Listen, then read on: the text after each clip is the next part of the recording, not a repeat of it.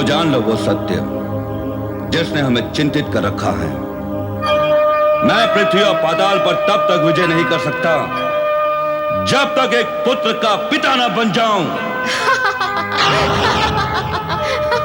तुम हंस क्यों रही हो? अरे तुम हंस क्यों रही हो? मुझे नहीं पता था कि मेरे पतिदेव इतने भोले हैं। इतने भोले? कितने भोले? इतने भोले कि ये भी ज्ञात नहीं कि पुत्र विवाह के तुरंत बाद नहीं, अनेक मास पश्चात होता है। तुम मुझे भोला समझकर हंस रही हो और मैं तुम्हें अज्ञानी समझकर सब सुन रहा हूँ। मैं अज्ञानी? अरे मैं तो यही कह रही हूँ कि अभी-अभी हमारा विवाह हुआ है और समय आने पर हमें पुत्र की प्राप्ति भी हो जाएगी। नहीं वराक्षी, नहीं। मुझे पुत्र तुमसे नहीं, भगवान शिव की आराधना से प्राप्त होगा। क्या? हाँ, हमारे पिता प्रजापति कश्यप और देवर्षि नारद दोनों ने यही कहा है कि पुत्र प्राप्ति के लिए मुझे शिव आराधना करनी ही होगी। यदि ऐसा है तो आपको अवश्य ही अपनी मनोकामना पूर्ण करने के लिए शिव आराधना करनी चाहिए। पिताश्री और देवर्षि नारद के वचन असत्य तो नहीं हो सकते। किंतु वराक्षी, एक चिंता प्रश्न चिन्ह बनकर मेरे सामने है। तुम्हें छोड़कर शिव आराधना के लिए जाऊं तो तुम्हें कैसा लगेगा? वैसा ही लगेगा जैसा उस पत्नी को लगता है जो अपने पति के मंगल कार्य में बाधक नहीं बनती। और मैं भी आपको रोककर आपकी शिवाराधना में बाधक नहीं बनूंगी। मैं यही सोचकर चिंतित था कि विवाह के तुरंत बाद तुम्हें इस प्रकार छोड़कर आराधना के लिए जाना क्या उचित होगा? शिव के समीप जाने में अनुचित क्या? वो तो सर्वोपरि हैं। उनके आगे मैं और अन्य नाते सब छोटे हैं। आप सहर्ष जाएं स्वामी। इतना बड़ा निर्णय लेने से पूर्व मुझे माता पिता से परामर्श करना ही होगा। मेरा विचार है वे भी आपके हित में ही परामर्श देंगे, कारण आप प्रभु भक्ति और आशीर्वाद हेतु उनकी शरण में जा रहे हैं। नहीं। देवी पार्वती, इस तरह हमारी ओर एकटक क्या देख रही हो? देवाधिदेव, आप तो आशुतोष महेश्वर के रूप में प्रसिद्ध हैं। सभी की मनोकामना भी पूर्ण करते हैं। मेरी भी एक इच्छा पूर्ण करें भगवान। जब ये मानती हो कि हम सभी की इच्छा पूर्ण करते हैं, तो फिर क्या कारण है कि हम अपनी अर्धांगिनी की इच्छा पूर्ण नहीं करेंगे? अपनी इच्छा कहो देवी। आज मेरी इच्छा गगन विहार करते हुए आनंद कानन काशी जाने की हो रही है। कैलाश के समान काशी भी तो आपकी प्रिय और निवास नगरी है। वहाँ असंख्य शिव भक्त आपके प्रत्यक्ष दर्शन के लिए लालायित रहते हैं। आपको उनकी भक्ति और कामना का भी समुचित प्रतिफल देना चाहिए। अवश्य। चलो देवी, हम तुम्हारी इच्छा पूर्ण करने के लिए तत्पर हैं। किंतु स्वामी, नंदी और शिवगण को हमारे विहार की सूचना भी तो देनी होगी। इसकी आवश्यकता नहीं है।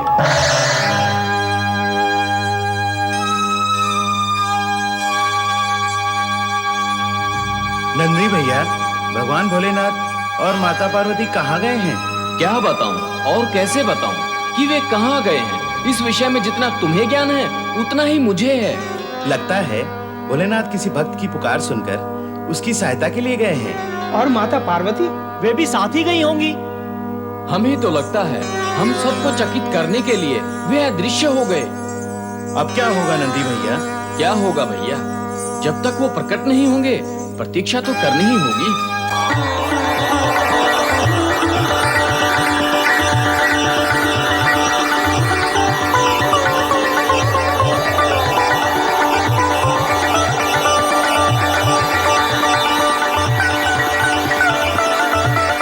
स्वामी, क्यों ना हम काशी पहुंचने से पूर्व मंदराचल पर्वत पर कुछ समय के लिए विश्राम कर लें? अवश्य। हमने निश्चय कर लिया है कि तुम्हारी हर इच्छा का सम्मान करेंगे।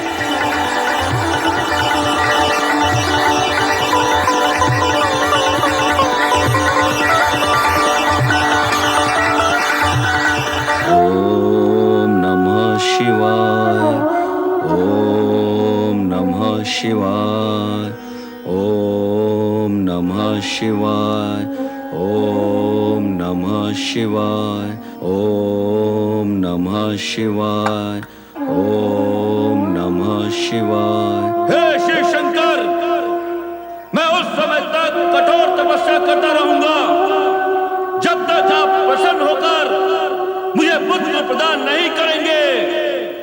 ओम नमः शिवाय, ओम नमः शिवाय, ओम नमः शिवाय, ओम नमः शिवाय। नारायण नारायण नारायण, श्रीमन्नारायण नारायण नारायण।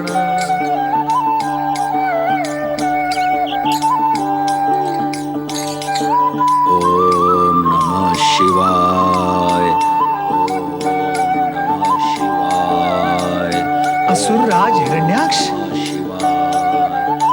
नारायण नारायण। हे भोलेनाथ, धन्य है आप और आपकी लीला धन्य है। ये प्रकट सत्य है कि आप हिरण्याक्ष की तपस्या से प्रसन्न होकर उसे पुत्र अवश्य देंगे, किंतु वो पुत्र कहां से आएगा, कैसा होगा, क्या करेगा, ये सत्य आपके अतिरिक्त भला कौन जान सकता है।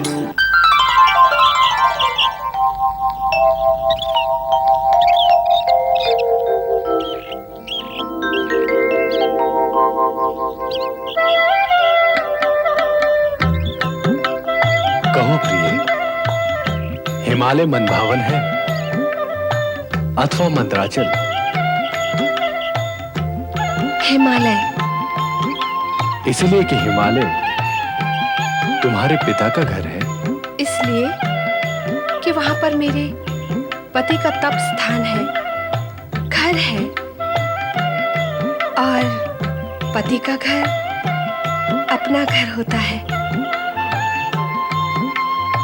प्रिय, सौंदर्य तुम्हारे मुखमंडल पर ठहरकर इतना अधिक सौंदर्यमय हो गया है कि अब वहां से दृष्टि हटाने को मन ही नहीं करता।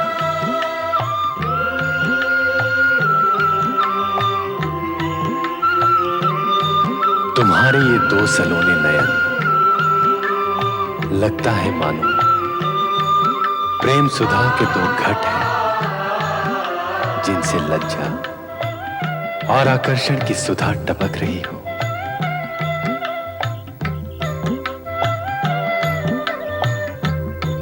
तुम्हारे ये रसीले अधर मानो फूल की दो पंखुड़ियां हो, जब बोलती हो तो लगता है मानो पुष्प झड़ रहे हैं। तुम्हारा ये रूप लावण्य, आकर्षण और मनोहारी सौंदर्य देखकर इच्छा होती है कि युगों युगों तक तुम्हारे इस सुंदर मुखमंडल से आंखें न हटाऊं।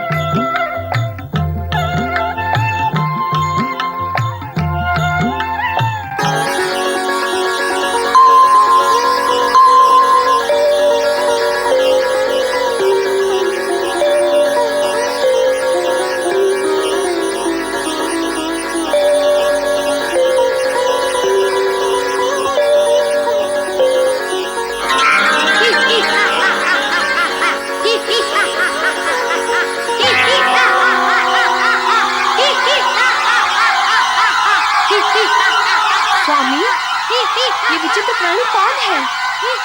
इसकी विचित्रता भी तुम्हारी ही लीला का परिणाम है देवी। मेरी लीला? मेरी कैसी लीला? तुमने हमारी आंखें बंद कर ली, तब यह प्रकट हुआ। इसलिए अंधा तो इसे होना ही था। अब चूंकि इसका निवास राक्षसों के साथ होना है, इसलिए यह राक्षसी रूप के साथ प्रकट हुआ है। अब तुम्हें ही इसका लालन पालन करना होगा। मुझे? हाँ, जब तक ये अपने निर्धारित स्थान पर नहीं पहुंच जाता, तब तक तुम ही इसे पालोगी। पर इसका निर्धारित स्थान है कहाँ? कुछ समय पश्चात तुम्हें सब कुछ ज्ञात हो जाएगा।